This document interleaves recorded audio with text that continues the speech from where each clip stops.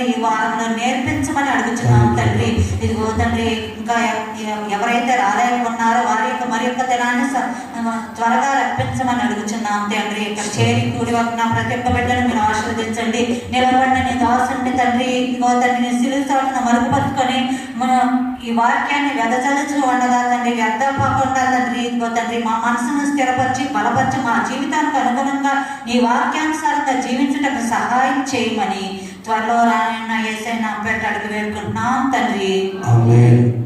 మన తండ్రి దేవుని యేసుక్రీస్తుని కృపయు సమాధానమును మీకు కలుగును గాక. ఆమేన్. దయచేసి కూర్చుందాం. యోషో గారికి అలాగే నాడు సంజయ్ గారికి మరియు ఇద్దరు పాస్టర్ గారు చేసుకున్నాం. ఈ సమయంలో ఒక పాట విందాం. ఆ తర్వాత ఈ దినము మళ్ళా మొదటిసారి ఈ శిరోధానాల్లో వస్తాయమ్మా. ఈ విజ్ఞాపన దినాన పాస్టర్ గారు మాట్లాడటం సంతోషం.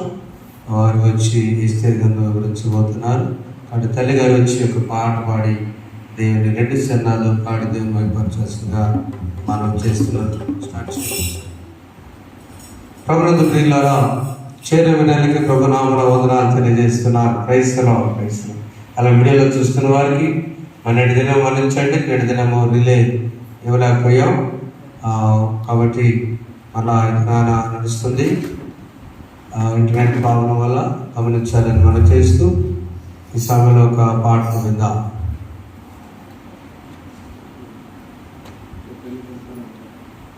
పెద్ద కీర్తన పుస్తకంలో 636 కీర్తన.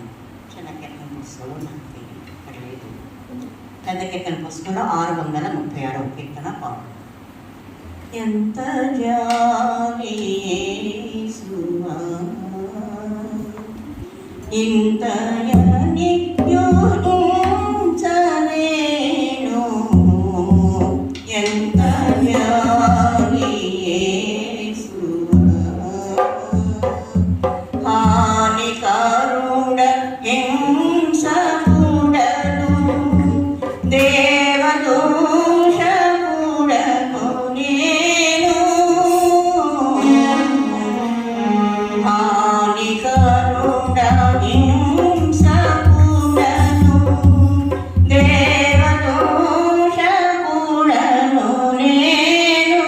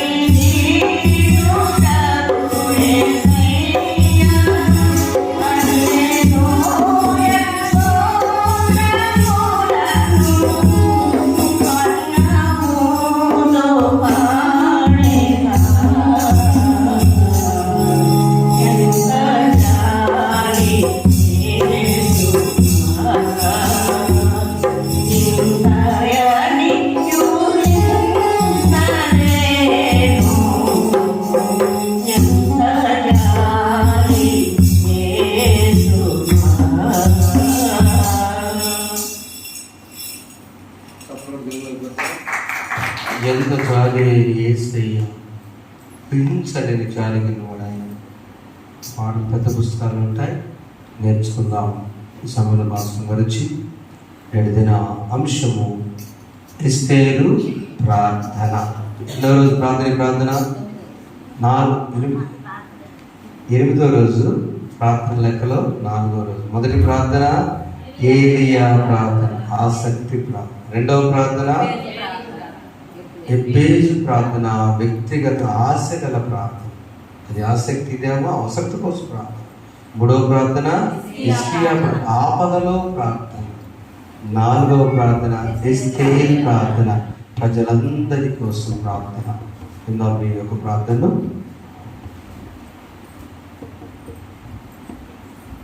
దేవుని నామానికి స్తోత్రములు. మీ అందరికీ నా హృదయపూర్వక వందనములు. వేదనిస్తున్న వారిని కూడా నా హృదయపూర్వక వందనములు. 2025వ సంవత్సరం లెంటు కాలంలోని 8వ ధ్యానంలో ఉన్నాం. ఈనాటి ధ్యానాంశము ఎస్తేరు ప్రార్థన. ఇవాళ చెప్పారు, గత 8 రోజులుగా మనం లెంట్ సీజన్లో, లెంట్ కాలంలో ఉపవాసం గురించి మరియు ఉపవాసంతో చేసినటువంటి ప్రార్థనలు చేసిన వ్యక్తుల గురించి తెలుసుకుంటూ వస్తున్నాం. ఇప్పుడే చెప్పారు ఏలియా ఆసక్తి గల ప్రార్థన. ఏలియా ఎవరు అంటే ఆయన ఒక ప్రవక్త. ఆ తర్వాత రెండవది ఎబ్బేజు ప్రార్థన. ఇప్పుడే చెప్పారు ఎబ్బేజు ఒక సామాన్య మనిషి, విశ్వాసి, సామాన్య మానవుడు చేసిన ప్రార్థన. తన గురించి, తన కుటుంబం గురించి, నన్ను విశాలపరచు, నీ తోడు నాకు తోడుగా ఉంచి నన్ను కీడులోనికి రాకుండా తప్పించి నన్ను నిశ్చయముగా నీవు ఆశీర్వదించాలి. ఆశీర్వాదం కొరకు ఒక సామాన్య మానవుడు, సామాన్య విశ్వాసి చేసిన ప్రార్థన గురించి విన్నాం. మూడవదిగా హిజ్కియా ప్రార్థన విన్నాం. హిజ్కియా ఎవరు? ఒక రాజు. హిజ్కియా యూదా రాజు. ఇశ్రాయేలీయులు, యూదా వారు రెండుగా విడిపోయినప్పుడు అందరూ దేవుని చేత కనానికి వచ్చి, ఐగుప్తు నుంచి కనానికి వచ్చిన వారే 2 విభాగాలుగా విడిపోయిన తర్వాత యూదా రాజ్యం, ఇశ్రాయేల్ రాజ్యం అని చెప్పి 2 రాజ్యాలుగా విభజించబడ్డారు సొలొమోను కాలంలో. ఆ తర్వాత రాజులుగా రాజ్య పరిపాలన చేసిన హిజ్కియా యూదా దేశానికి చెందిన రాజు. ఆ రాజుగారు కూడా, ఆ రాజుగారి గురించి మరి నిన్న అంకుల్ చాలా చక్కగా చెప్పారు. అంకుల్ మీకు చాలా ధన్యవాదాలు తెలియజేస్తున్నాను, ఎందుకంటే చాలా బాగా చెప్పారు. వారి యొక్క జీవిత చరిత్ర మొత్తం చాలా చక్కగా వివరించారు మనకి. అయితే ఆ హిజ్కియా రాజు గురించి ఏం రాయబడిందంటే, యూదా రాజ్యాన్ని పరిపాలించేటువంటి రాజులలో అతనికి ముందు కానీ అతని తరువాత కానీ అలాంటి రాజు లేడు అని.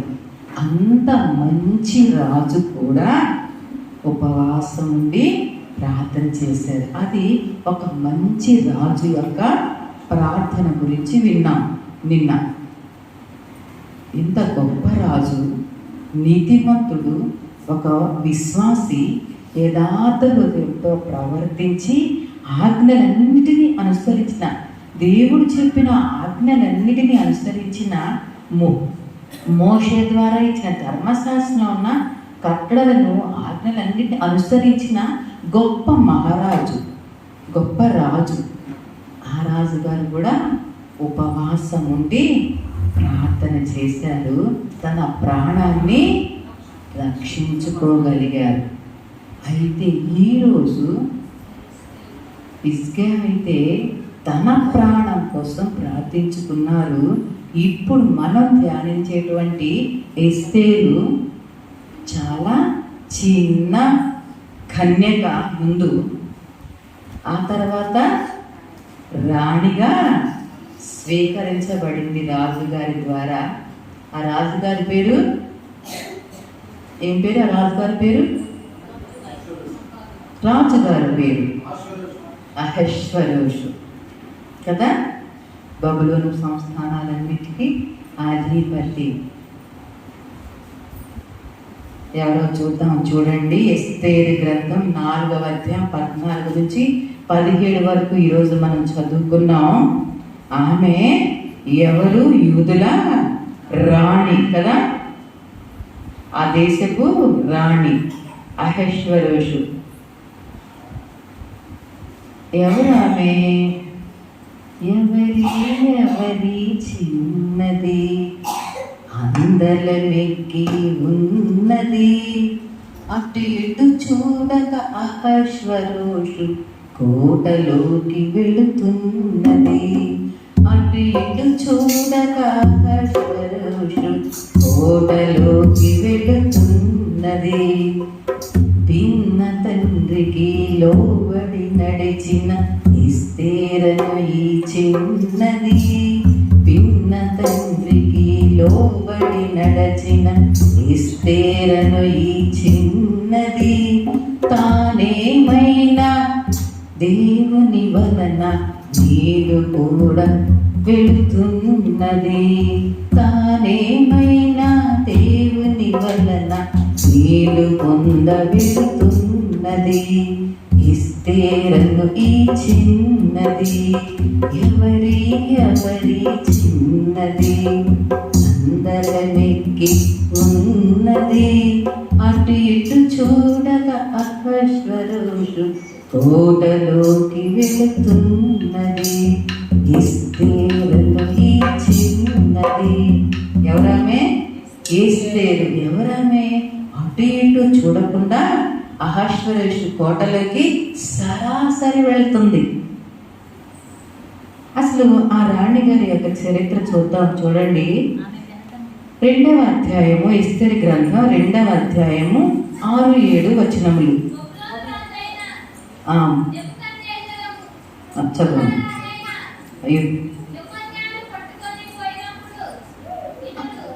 కొన్యాతో కూడా యెరూషలేము నుండి చెరపట్టబడిన వారిలో ఒకడు తన పిన తండ్రి కుమార్తె అయిన హదస్స అను ఎస్తేరు తల్లిదండ్రులు లేనిదై ఉండగా అతడు ఆమెను పెంచుకొనెను.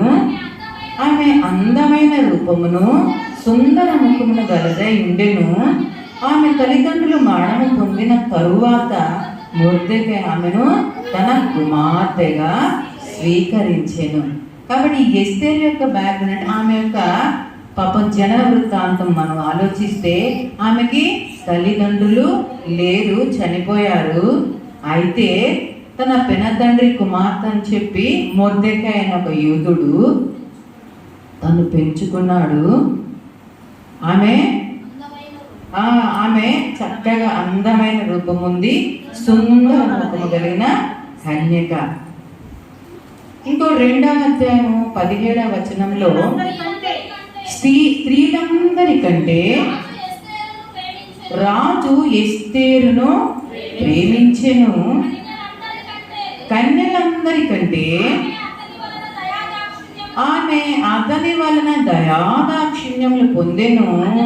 అతడు రాజకిరీటం ఆమె తల మీద ఉంచి ఆమెను వష్టికి బదులుగా రాణిగా నియమించాను. కాబట్టి ఎస్తేరు ఎవరు?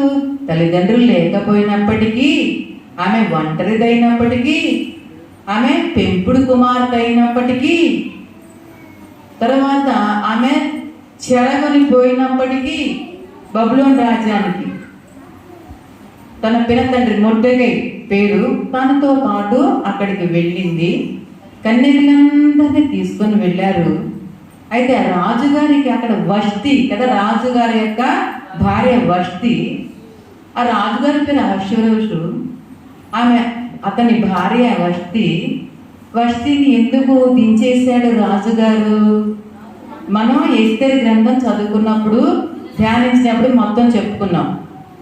ఆమె చక్కగా రాజుగారు అతను ఎంత మహారాజు చూద్దాం, చూడండి. ఎస్తేరు గ్రంథం 1వ అధ్యాయం 1వ వచనం. అహశ్వరోషు దినములలో జరిగిన చర్యల వివరము హిందూ దేశం మొదలుకొని కూషు దేశం వరకు 127 సంస్థానములను అహష్వేరోషు ఏలెను. అతను 127 సంస్థానాలకి అధిపతి అహష్వేరోషు. సరే, ఒకరోజు ఆ 127 చిన్న చిన్న సంస్థానాలు, చిన్న చిన్న రాజ్యాలు, చిన్న చిన్న పట్టణాలు, ఆ పట్టణాలు రాజులందరినీ పిలిచి తన వైభవాన్ని చూపిస్తూ, నేను చాలా మా యొక్క పట్టణాన్ని అభివృద్ధి చేశాను, వచ్చి మొత్తం చూడండి అని చెప్పి మంచి గొప్ప విందు చేసి, మరి ఇంత బాగుంది కదా, మరి ఇంకా మా రాణి గారు ఇంకా ఎంత అందంగా ఉంటారో, ఇంకా మా రాణి గారి ఆభరణాలు కానీ ఆమె ఎంత వైభవంగా ఉంటుందో చూద్దాం అని చెప్పి రాణి గారైన వష్టిని కూడా వచ్చి జస్ట్ కూర్చోమ్మా అని చెప్పారు రాజుగారు. అయితే వష్టి ఏమనింది, నేనా ఈ అందరి రాజుల ముందు నేను కూర్చోవడమా అని చెప్పి నేను రాను అని రాజాజ్ఞని ధిక్కరించింది. పురుషులు ఊరుకోరు కదా, వారి మాట చెల్లకపోతే దాన్ని ఎలాగైనా చెల్లించుకుంటారు. ఎన్ని మాటలు చెప్పైనా సరే అందరు నా వైపే చూడండి. ఎన్ని మాటలైనా చెప్పి వాళ్ళ మాట నెగ్గించుకోగల శక్తి పురుషులకు ఉంది. అదే ఇక్కడ రుజువు చేశారు. ఏమని, అందరూ కలిసి రాజుగారికి అసలు అజ్ఞానం లేదు. అవునులే పాప రాణి గారు ఏమొస్తుంది అనుకుని ఉండొచ్చు బహుశా మనసులో. వీళ్ళందరి ముందు రాణి గారు జస్ట్ కూర్చొని అంత బాగోదేమో అనుకుని ఉండొచ్చు బహుశా రాజుగారు. కానీ వచ్చిన పురుషులందరూ ఏమన్నారు, ఇదేంటి రాజుగారు ఆ చెప్పినా కూడా ఆమె రాకపోతే రేపు మా స్త్రీలు మమ్మల్ని గౌరవిస్తారు. వాళ్ళకి చిన్నపోయింది ముఖం. రాణిగారే రాజుగారి మాట వినకపోతే మీ మాట మా మాటలు మా భార్యలు వింటారని చెప్పి రాజుగారికి కోపం వచ్చి వెంటనే ఆమెని తీసేసి ఆమె బదులుగా ఇన్ని సంస్థానాల్లో ఎంతమంది కన్యకలు తీసుకొచ్చారు. యూదా దేశంలో కన్యకలు చాలా అందంగా ఉంటారు కాబట్టి వారందరిని తీసుకొని ఎవరైతే ఈ రాజుగారికి సూట్ అవుతారో ఆమెను రాణిగా చేద్దామని. ఎవరు సూట్ అయ్యారు?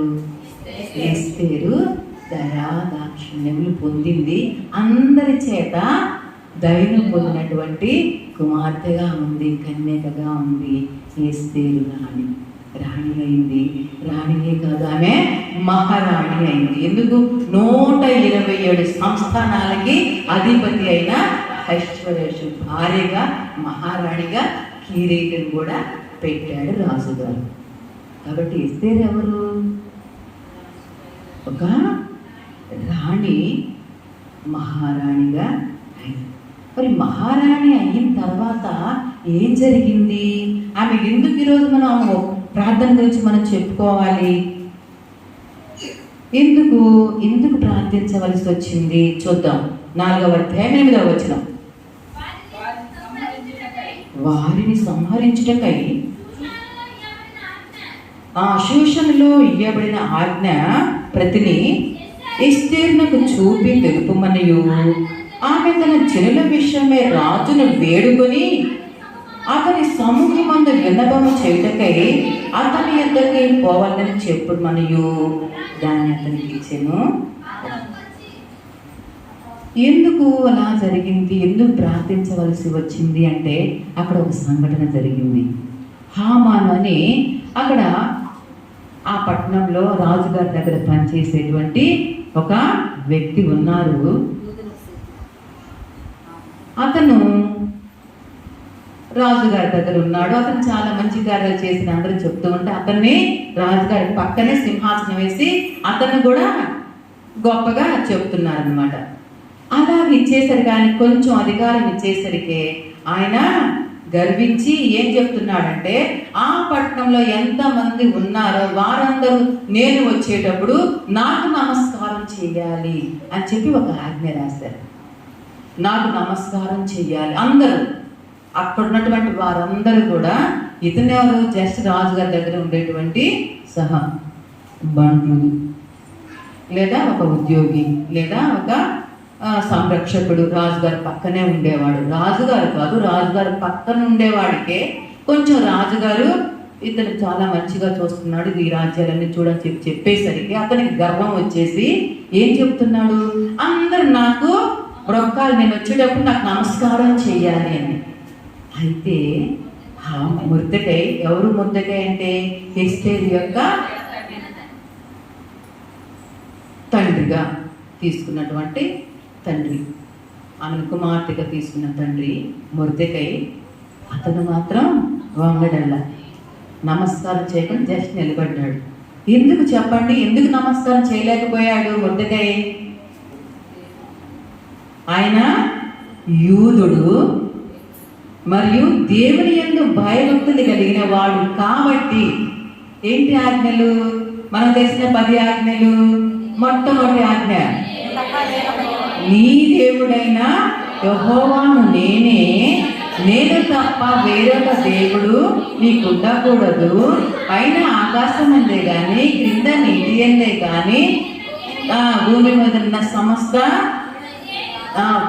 వేటిని నీవు ఏ విగ్రహం చేసుకోకూడదు, వాటికి పూజింపకూడదు, వాటికి సాగిలపడకూడదు.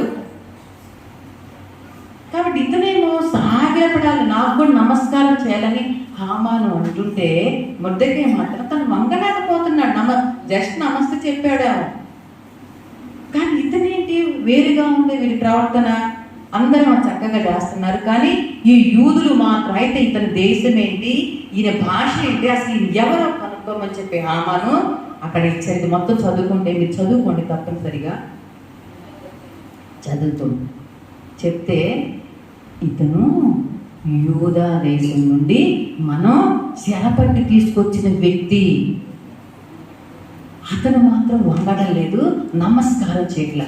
కాబట్టి అతన్ని బట్టి అతని వంశం మొత్తం ఇక్కడ ఎవరైతే ఉన్నారో ఆ వంశం, యూదా వంశీయులందరినీ హతము చేయండి అని ఒక పత్రిక అనమాట రాసి తీసుకొచ్చాడు అనమాట. యూదా వంశానికి చెందిన ప్రతి ఒక్కరిని మీరు సంహరించండి. అలాగ చేసిన వారికి నేను 20 మణుగుల వెండిని కూడా నేను ఆ రాజ సంస్థానానికి నేను ఇస్తాను. ఎవరైతే అలా చేస్తారో వారికి డబ్బులు కూడా నేను ఇచ్చేస్తాను అని చెప్పి ప్రకటన చెప్పి రాజుగారికి చెప్పి రాజుతో సంతకం చేపించి దాన్ని తీసుకొచ్చి ఇచ్చి కోటలు ఇచ్చి, ఈ కోటలు ఎవరెవరు ఉన్నారో వారందరూ నాకు నమస్కారం చేస్తుంటే ఇతను ఎందుకు చేయడం లేదు? ఎవరో కనుక్కోండి, ఇతని వంశాన్ని, ఆ వంశానికి సంబంధించిన ఎవరైనా ఉన్నా సరే వాళ్ళందరినీ సంహరించండి అని. అయితే మొర్దెకై వంశం, యూదా వంశం. అక్కడ ఉన్నది ఎవరు రాణిగారు ఎవరింతకి? యూదా దేశీయురాలు, యూదురాలు. అది తెలియలేదు హామానుకి. నేనే కదా రాజుగారి తర్వాత నాదే కాబట్టి పెత్తనం నా మాట ప్రకారమే అన్నట్టు చేశాడు హామాను. అప్పుడు ఏంటి, యూదా దేశంలో వారందరూ నా వంశీయులు, నా మనుషులందరూ సంహరించాలి అని రాజుగారితో సంతకం చేసినటువంటి ఈ యొక్క అధికార శాసనం ఇదా తీసుకొచ్చారు అని చెప్పి అప్పుడు ఇక చెప్తున్నాడు మొర్దెకై. ఏమని చెప్పారు చూద్దాం. ఇప్పుడు చదువుకున్నాం మనం 14వ అధ్యాయం. నీవు ఈ సమయమందు ఏమీ మాట్లాడక మౌనంగా నున్నడలా యూదులకు సహాయమును విడుదలయు మరి ఒక దిక్కు నుండి వచ్చును గాని నీవును నీ తండ్రి ఇంటి వారును నశించెదరు. నీవు ఈ సమయమును బట్టి రాజ్యమునకు వచ్చితివేమో ఆలోచించుకొనుమని మొర్దెకై చెప్పారు. తన తండ్రి గారు చెప్పారు, ఇదిగో ఈలాగా రహస్యంగా జరుగుతుంది. ఒకవేళ నువ్వు ఇక్కడ రాబడింది ఈ పని కోసమే అయి ఉంటుంది. నీవు గనక రాజుగారితో కానీ ఏమీ చేయకుండా మౌనంగా ఉంటే యూదులకి సహాయం, దేవుడు తన బిడ్డల్ని వేరే దగ్గర నుంచి సహాయం తీసుకొస్తాడు. తన బిడ్డల్ని నశింపచేస్తాడా? తల్లి అయిన మరచునేమో నేను నిన్ను మరువను, చూడుము నా అరచేతులలో నిన్ను చెక్కి ఉన్నాను. తన బిడ్డల్ని తన చేతిలో చెక్కున్న దేవుడు రక్షింపక మానుకుంటాడా? ఎలాగైనా ఎవరినో ఒకరు లేపి సహాయాన్ని, విడుదలను కలుగ చేస్తాడు. నీవు ఆలోచించుకో. దీన్ని బట్టి నీవు నీ తండ్రి ఇంటి వారు నీ వంశం అందరూ చనిపోతారేమో, నశించిపోతారేమో అని చెప్పేసి మొట్టకై చెప్పేసి అందుకని ఈమె ప్రార్థించవలసి వచ్చింది. మహారాణి అయినప్పటికీ తన జనుల కోసం, తన ఇంటి వారి కోసం, తన తండ్రి ఇంటి వారి కోసం ప్రార్థించవలసిన అవసరం వచ్చింది మహారాణి గారికి. ఎవరి కోసం ప్రార్థించవలసి వచ్చింది? తన కుటుంబం కోసం, తన తండ్రి ఇంటి వారి కోసం, తన వంశం కోసం ప్రార్థించవలసిన అవసరత వచ్చింది. వెంటనే ఆమె ఇక చెప్పేస్తుంది. ఏమని చెప్పింది ఆ తర్వాత చూద్దాం. ఎలాగ ఉపవాసం ఉందో చూద్దాం. నీవు పోయి షూషను అంటే ఆ పట్టణం అన్నమాట, ఆ కోట, రాజుగారు ఉండేటువంటి కోట పట్టణం. కనబడిన యూదులనందరినీ సమాజ మందిరములకు సమకూర్చి నా నిమిత్తం ఉపవాసం ఉండి 3 దినములు అన్నపానములు చేయకుండుడి, నేనును నా పనికర్తలను కూడా ఉపవాసముందు. ప్రవేశించుటకు న్యాయ వ్యతిరిక్తముగా ఉన్నను నేను రాజు వద్దకు ప్రవేశించుదును, నేను నశించేదను. ఒకటే ఒక తీర్మానం తీసుకుంది ఎస్తేర్ రాణి. ఏమని? ఒకవేళ నేను నశించేదను, కానీ నేను మాత్రం రాజుగారి దగ్గరికి వెళ్ళి ఈ విషయాన్ని ఎలాగైనా చెప్తాను. అయితే మీరందరూ ఏమి చేయాలి? నా కోసం ఎన్ని రోజులు? 3 దినాలు ఉపవాసం ఉండండి, అన్నపానాలు ఏమి పుచ్చుకోకుండా. అందరు ఇక్కడ ఎవరైతే ఉన్నారో, యూదులందరూ ఎవరైతే ఉన్నారో వారందరినీ సమకూర్చండి, అందరిని తీసుకొచ్చి సమాజ మందిరం దగ్గర కూర్చోబెట్టండి, అందరూ 3 దినాలు ఉపవాసం ఉండండి, నా కోసం ప్రార్థన చేయండి. నాతో పాటు నా పనికర్తలు కూడా ఉన్నారు, మేము కూడా ఉపవాసం ఉంటాం. 3 దినాలు మహారాణి గారు కూడా 3 రోజులు ఉపవాసం ఉండి ప్రార్థించింది. ఉపవాస ప్రార్థనకి అంత శక్తి ఉంది, మరియు స్త్రీలకు అంత బలం ఉంది. పోతే పోని, నేను నశించెదను, మీరు మాత్రం ఉపవాసం ఉండి ప్రార్థన చేయండి, నేను కూడా ఉపవాసం ఉండి ప్రార్థన చేస్తాను. సూటిగా ఒక ప్రశ్న అడుగుతాను. ఈరోజు ఎంతమంది స్త్రీలు పనులకు వెళ్ళి వచ్చారు? పని అంటే ఉద్యోగమైన, వ్యాపారమైన, వ్యవసాయం. ఎంతమంది పనికి వెళ్ళి వచ్చారు? నాకు చెప్పాలి, చేతులు ఎత్తాలి అందరూ, నాతో సహా. నేను కూడా పనికి వెళ్ళి వచ్చాను. పని, ఉద్యోగం అంటే పని, నాకు ఇచ్చిన దేవుడు ఇచ్చిన పనికి వెళ్ళి వచ్చాం. ఓకే, నేను దించండి. ఓకే, ఎంతమంది పురుషులు పనులకి వెళ్ళి వచ్చారు? 3. ఎంతమంది ఈరోజు పనికి వెళ్ళి వచ్చారు స్త్రీలలో? ఎంతమంది? చాలా మంది. కొద్ది మంది మాత్రమే పనులకి వెళ్ళకుండా ఇంటి దగ్గర ఉన్నారు. ఇంటి దగ్గర ఉన్నా కూడా ఏదో ఒక పని చేసే ఉంటారు. పురుషులైతే ఏ పని చేయకుండా హాయిగా ఇంటి దగ్గర ఉండి వాళ్ళ ఇష్టమైతే పని చేయొచ్చు, లేకపోతే పని చేయకుండా ఉండొచ్చు, వాళ్ళ ఇష్టం కదా. ఉన్నారు. తరువాత చర్చిగా వచ్చారు అందరూ. ఎంతమంది స్త్రీలు అంటే అంతమంది పురుషులు లేరు. స్త్రీ బలహీనురాలు, ఏమీ చెయ్యలేదే అనుకోకండి. పురుషులారా చాలా జాగ్రత్తగా ఉండండి. స్త్రీలు కనుక ఒక్కసారి నడుము కట్టుకుని, అక్కడ పురుషులు అమ్మగారికి కనపడండి, అందరూ రెండు అని చెప్పి పిలుస్తున్నారు. ఓకేనండి, అందరికీ వందనాలు. మరి మీడియా తెలివిస్తున్న వారికి కూడా, పురుషులందరికీ మా హృదయపూర్వక వందనాలు. కాబట్టి ఒక్కసారి స్త్రీలు 2 పనులు చేయగలరు, వాళ్ళు చాలా బలమైన వారు కనుక ఒక్కసారి ఒక నిర్ణయం తీసుకున్నారంటే దాని మీద స్థిరంగా నిలబడగలరు. ఉపవాస దినాలు 3 దినాలు ప్రతిష్ఠించుకొని, 3 దినాలు అన్నపానాలు లేకుండా అందరూ తనతో పాటు చెలికెత్తలు అందరూ కూడా ఉపవాసం ఉన్నారు 3 దినాలు. వెంటనే రాజుగారికి కూడా వెంటనే ఆశ్చర్యం కలిగింది. ఎందుకమ్మా రాణి ఇలా ఉందా? ధైర్యం వచ్చేసింది. అప్పుడు రాజుగారు ఆజ్ఞ ఇస్తేనే రాణిగారు రావాలి. రాజుగారు ఆజ్ఞ లేకుండా రాణిగారు లోపలికి వెళ్ళకూడదు. అయినా నిర్ణయం తీసుకుంది. నా ఇంటి వారు, నా వారు, నా వంశం వాళ్ళందరూ అక్కడ నశించిపోతా ఉంటే నేను సంతోషంగా ఉండగలనా? ఏం పర్వాలేదు, ఒకవేళ రాజుగారు నన్ను చంపేసినా ఇబ్బంది ఏం లేదు, నేను నా జనం కోసం నేను రెడీగా ఉన్నాను. కాబట్టి ప్రియమైన దేవుని బిడ్డ 3 దినాలు ఉపవాసం నుండి ప్రార్థించింది. రాజుగారు కూడా ఏమిటి అని మొత్తం వివరంగా తెలుసుకున్నారు. ఎవరైతే అపాయం తలపెట్టారు ఆ హామాను అని, ఆ హామానునే హతమార్చారు. కాబట్టి ప్రియమైన దేవుని బిడ్డలారా, ఉపవాస దినాలు 3 దినాలు ఉపవాస ప్రార్థన చేయండి. దేవుడు మిమ్మల్ని, మీ ఇంటి వారిని, మీ వంశాన్ని దేవుడు నశించకుండా దేవుడు ఫలింపచేయునుగాక. ఆమెను చూద్దాం. హోషేయ గ్రంథము 6వ అధ్యాయము 2వ వచనం. హోషేయ గ్రంథము 6వ అధ్యాయము 2వ వచనం. 2 దినములైన తరువాత ఆయన మనల్ని బ్రతికించును, మనము ఆయన సముఖమందు బ్రతుకున్నట్లు 3వ దినమున ఆయన మనలను స్థిరపరచును. మీరు 2 దినాలు గట్టిగా ఉపవాసం ఉండండి, 3వ దినాన రిజల్ట్ చూడండి. ఉపవాసం ఉండి ప్రార్థన చేయండి 2 దినాలు, 3వ దినాన ఆటోమేటిక్గా నీకు ఆ ఉపవాస ప్రార్థన ఫలితం దేవుడు దయచేస్తాడు. ఏంటి ఇక్కడ ఎస్తేరుగా రాణి గారు ప్రార్థన చేస్తే వచ్చింది?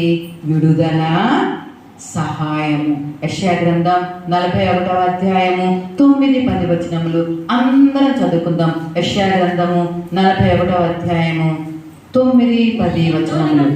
భూదిగంతముల నుండి నేను పట్టుకొని దాని కొనల నుండి పిలుచుకొనిన వాడా, నీవు నా దాసుడవనియు నేను నిన్ను ఉపేక్షింపక ఏర్పరచుకొంటిననియు నేను నీతో చెప్పియున్నాను, నీకు తోడై ఉన్నాను. భయపడకుము, నేను నీ దేవుడనై ఉన్నాను. దిగులు పడకుము, నేను నిన్ను బలపరుతును. నీకు సహాయం చేయువాడను నేనే. నీతి అను నా దక్షిణ హస్తముతో నిన్ను ఆదుకొందును. నేను నీకు సహాయం చేస్తాను, నేను నిన్ను విడిపిస్తాను, నీకు విడుదల కలుగు చేస్తాను. కాబట్టి భయపడకుము. నేను భూమి యొక్క ఆ కొన ఈ కొన నుండి చూసి చూసి చూసి ఎవరైతే సూటబుల్, ఎవరు సూట్ అవుతారు, దీనికి ఈ పనికి ఎవరు సూట్ అవుతారని అందరినీ చూసి చూసి చూసి పరీక్షించి నేను నిన్ను ఏర్పరచుకున్నా. కాబట్టి నీవు నా దాసుడవనియు నేను నిన్ను ఉపేక్షింపక, నిన్ను ఎత్తివేయక నేను నిన్ను ఏర్పరచుకున్నాను. కాబట్టి నువ్వు ఇక భయపడకు, దిగులు పడకము, నేను నీకు సహాయం చేస్తా, నేను నిన్ను విమోచిస్తాను. దేవుడు గొప్ప వాగ్దానాన్ని ఈ దినాన మనకి ఇచ్చారు. కాబట్టి ప్రియమైన దేవుని బిడ్డలారా, 3 దినాల ఉపవాస ప్రార్థన మన మరణం నుండి ఒక్కరి కాదు, 2 కాదు, వంశాన్ని మొత్తాన్ని, యోధా వంశాన్ని మొత్తాన్ని సంరక్షించింది. కాబట్టి 3 దినాల ఉపవాస ప్రార్థన మనం కూడా అలవాటు చేసుకుందాం. మనకున్నటువంటి కష్టాలు, స్త్రీలకు తన ఇల్లే, తన కుటుంబమే, తన యొక్క తండ్రి ఇంటి వారే గొప్పవారు. వారి కోసమే ఆమె ఏ శ్రమ చేసిన. దయచేసి పురుషులారా ఒకసారి గమనించండి, మీ స్త్రీలు చేసేటువంటి ప్రార్థనలు మీరు సహకరించండి. మీ కుటుంబాలుగా దేవుని దీవెనలు పొందుకనండి. మరి ముఖ్యంగా చిన్న మనవి, అక్కడ స్త్రీలకు ఫ్యాన్ అనేది పనిచేయట్ల. అర్జెంటుగా రేపటి దినానికే ఫ్యాన్ బాగు చేయాలి, లేకపోతే అన్ని ఫ్యాన్లు ఆపేసేయండి అంటే టైం వచ్చేసింది, అయిపోయింది టైం. కాబట్టి అది పని చేయాలి, లేదా మొత్తం అన్న ఆపేసేయండి. మేము కష్టపడి పని చేసుకొని వచ్చి మేము ఎంత కష్టపడాలి, శ్రమ పడుతూ. కాబట్టి ప్రియమైన దేవుని బిడ్డలారా, సంఘ పెద్దగా గమనించి, ఎందుకంటే నాకేంటో ఈ మధ్య ఏంటో ఇలాంటి చూడాలంటే నాకు మనస్సు అంగీకరించడం లేదు. కాబట్టి దయచేసి వినండి, దేవుడు మనల్ని ఏర్పరచుకున్నారు దీనికోసమే, ఈ చర్చి కోసమే నేను ఏర్పరచుకున్నారు, ఈ చర్చి కోసమే మమ్మల్ని ఏర్పరచుకుని ఉన్నారు. కాబట్టి ప్రియమైన దేవుని బిడ్డలారా, చర్చిలో ఉన్న ప్రతి వస్తువు దేవునికి మహిమ కనుక చెల్లించాల్సిందే, ప్రతి వస్తువు దేవునికి ప్రతిష్ఠించాల్సిందే, ప్రతి మనిషి దేవునికి లెక్క అప్పచెప్పవలసి ఉంది. కాబట్టి 3 దినాలు ఉపవాస ప్రార్థన చేద్దాం. దేవుడు మన కుటుంబాలను, మన వంశాన్ని దీవించినట్లుగా దేవుని యొక్క నీడలో కొనసాగడం, అలాంటి దైవ కృప దేవుడు మనల్ని దయచేయను గాక. అవకాశించిన అతిథుల వరకు సంఘానికి విడుదల మరొకసారి నా ధన్యవాదాలు. థ్యాంక్ యూ అమ్మగారు. ఎంతో కష్టపడి గొప్ప సందేశం అందించారు. నిజంగా యూదుల కోసం, సొంత జనాంగం కోసం ఎస్తేరు చేసినటువంటి ఆ ప్రార్థన విధాన మనము మన సొంత జనం కోసం ప్రార్థించిన అందరం కలిసి ఒక పల్లవి పాడుతున్నగా అర్పణ అర్పించుకుందాం. ఈ సమయంలో అందరం కలిసి నిజంగా ప్రభు సమస్యలు వచ్చినప్పుడు సొంత జనాంగం కోసం వాళ్ళ చిన్న ఆయన గురి తీసే పరిస్థితులు కూడా వచ్చింది. అలాంటి పరిస్థితులు సొంత జనాంగం కోసం ఎస్తేరు వలె దేవుని దయ పొందిన బిడ్డగా ఉండాలని, మనము ప్రార్థన పనులు ఉండాలని, సొంత జనాల కోసం కష్టపడాలని మనం అమ్మగారుకుంటున్నారు. పురుషులు కూడా కష్టపడుతున్నారు కాబట్టి వారిని కూడా అభినందిద్దాం. అందరూ కలిసి మన గీతం వెళ్ళి సిలువలో సాగింది యాత్ర అనే పాట తీసుకోవడమ్మా. సిలువలో సాగింది యాత్ర కరుణా దయగల పాత్ర, సిలువలో సాగింది యాత్ర కరుణామయుని దయగల పాత్ర. ఇది ఎవరి కోసమో, ఈ జగతి కోసమే, ఈ జనుల కోసమే, ఈ జగతి కోసమే, ఈ జనుల కోసమే. సిలువలో సాగింది యాత్ర కరుణామయుని దయగల పాత్ర.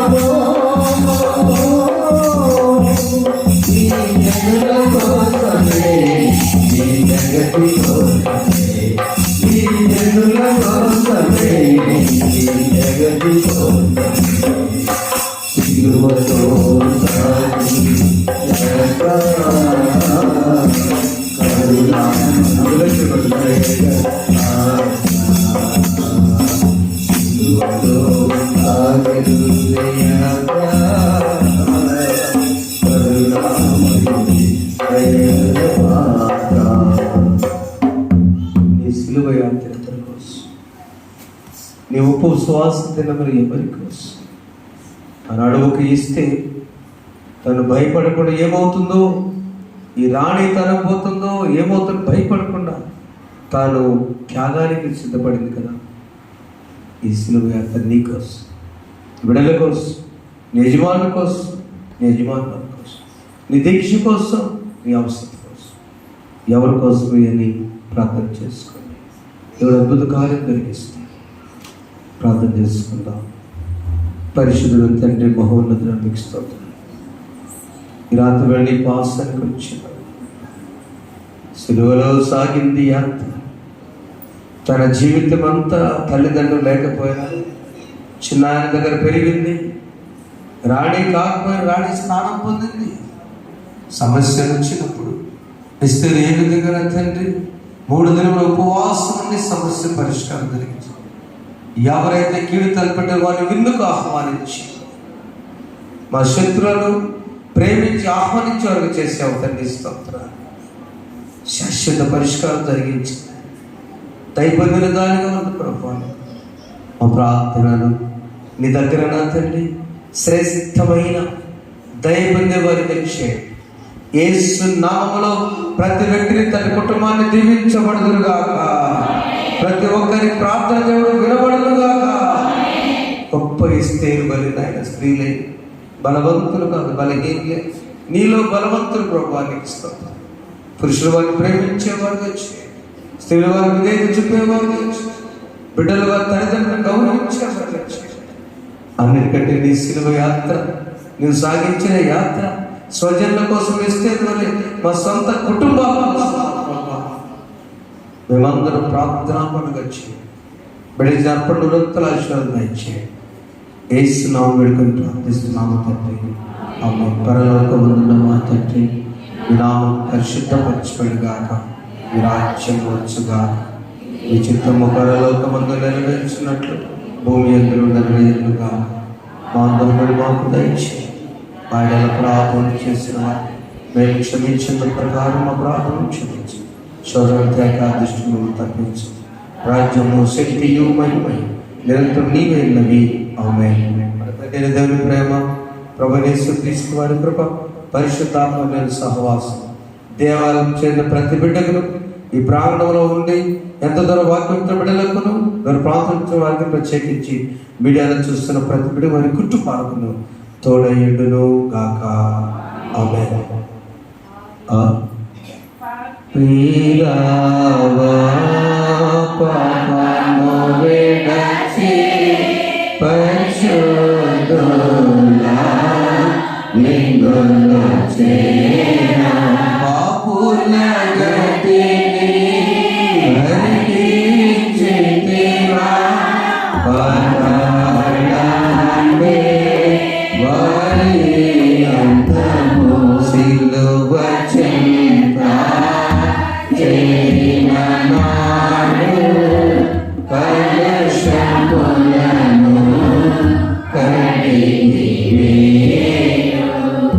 మౌనంగా నీ కుటుంబం కోసం ఎస్తేరు వలె ప్రార్థన చేసి బిడ్డగా మౌనంగా ప్రార్థన చేస్తాను.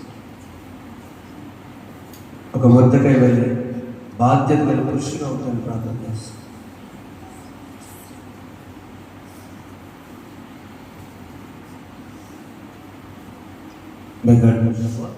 రేపటి దినము వాక్యం చదివేవారు అశోక్ గారు కీర్తన చదువుతారు. అలాగే నక్క జ్యోతి వాక్యం చదువుతారు. డైలీ వర్సెస్ సహనా గారు ప్రార్థనలో